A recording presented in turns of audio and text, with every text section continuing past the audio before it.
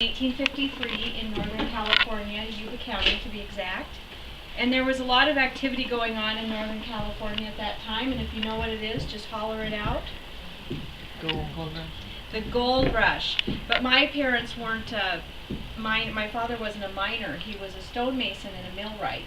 And he operated a contraption called a stamp mill, which crushes the quartz rock to extract the gold.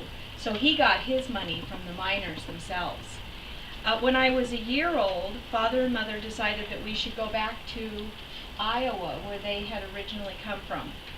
And we boarded a ship on the coast of California at San Francisco and sailed down to Panama. And now you have this wonderful canal. But at that time you had to cross overland. And we crossed by foot overland to the Caribbean side, where we boarded another ship, sailed through to the Atlantic, up the eastern seaboard to New York, where a wagon was hired that carried our family on to Iowa. And I was asked a little while ago why they decided to go that route. And I'll tell you, when you form a wagon train in the east coming west, there's a lot of people at that time who want to come with you.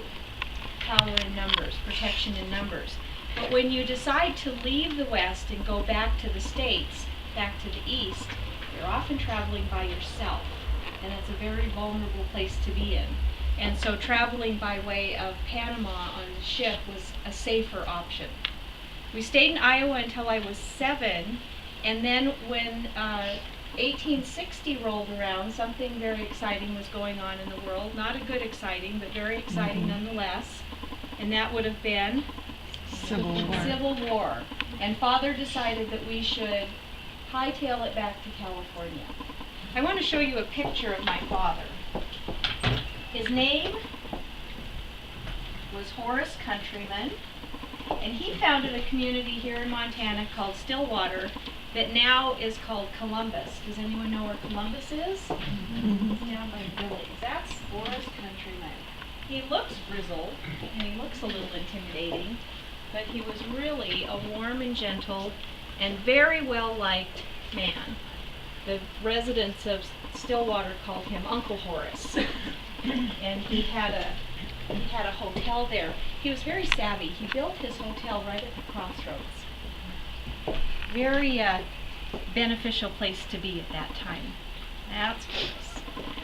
Now, we came by wagon train coming back to California. A train of 75 wagons was formed, and my father was elected wagon master because, remember, he had already been on this journey. He knew the ins and outs of it. There were disreputable individuals who would distribute maps and guidebooks for people going west. Go this way. Try this trail. Try this shortcut.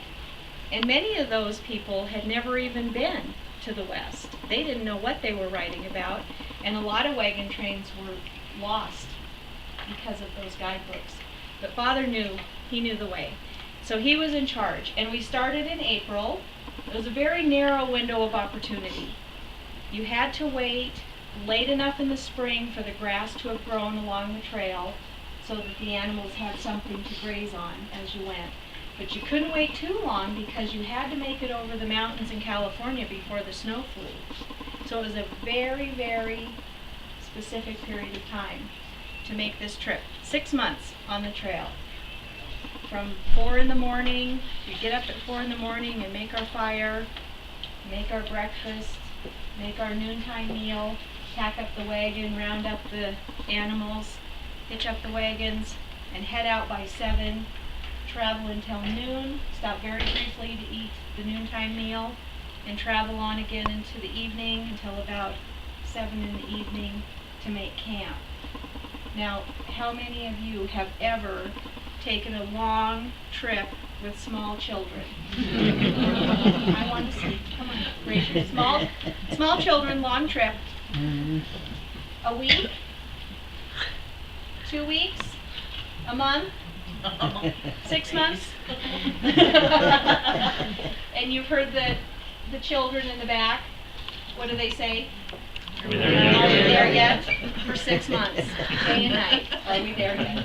We walked mostly. We didn't ride in the wagon. The wagon was 3,000 pounds of food and supplies, household items, some furniture, all those things you couldn't leave without, all those things that got left alongside the trail as the animals got weaker and the wagons got heavier, and we would drive by, table and chairs, credenza, secretary, which is a desk, trunks of books, trunks of china, clothing.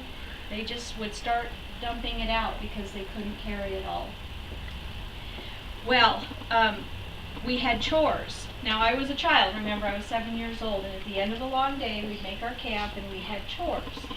One of the chores was to look for anything forageable, wild berries, maybe you could find some goose eggs or duck eggs along the riverbank. And one chore that I had was to gather fuel.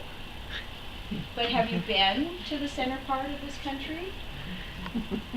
You have? What kind of fuel did you see as you were going along? So what do you suppose we burned? Buffalo chips. Buffalo chips, ox chips, cow chips, horse chips. That was my job, was to gather up the chips. The good dry ones. You want a good dry one. But they made a good fire. It burned hot and clean. It didn't give off a lot of smoke. And in an area where you're nervous about Native American conflict, you don't want people to know where you're camping. So a smoke-free fire was a good thing to have. Now, after the chores, we would play games. We would play Blind Man's Bluff. Do you know that one? Blind Man's Bluff. Kick the can. Hide and seek. Red Rover. Do you know that one? That's where you're actually outside running around. Those kind of games. Those kind of fun games. And I was, I'll show you a skirt here. This is an adult-sized skirt. Mine was a smaller version of this. Running, climbing mountains, fording rivers in a long skirt. So I was running, and I can't remember what game we were playing, but my skirt and my petticoats got all tangled around my legs, and I tripped and fell into the campfire. And all the fabric, the 2 petticoats underneath, and the stockings, and the skirt all went up in flames. Now, as a small child who didn't know any better, I ran for my life. And that just made things that much worse. And today when I was at the school, the children taught me something. Drop and roll. You all know it too. Why am I the only one here that didn't know that? Because your fire chief wasn't me. But you had a very authoritative voice when you said stop, drop, and roll. Someone grabbed a quilt similar to this one and wrapped it around me and threw me to the ground and put that fire out. I was very badly burned. Don't ask me why the tip of my finger exists to this day. It was burnt off at that time. The little pinky finger was burnt down to the first knuckle. When you go to heaven, things are magically restored. My hip was so badly burned that I never fully recovered. I never walked without a limp. I used a cane for the rest of my life. And my father made me a little walking stick at that time. They slathered some lard on there, and they gave me some laudanum for the pain, and they stuffed me in the wagon for a day or two, and that was my treatment for that horrific burn. It was painful, very painful.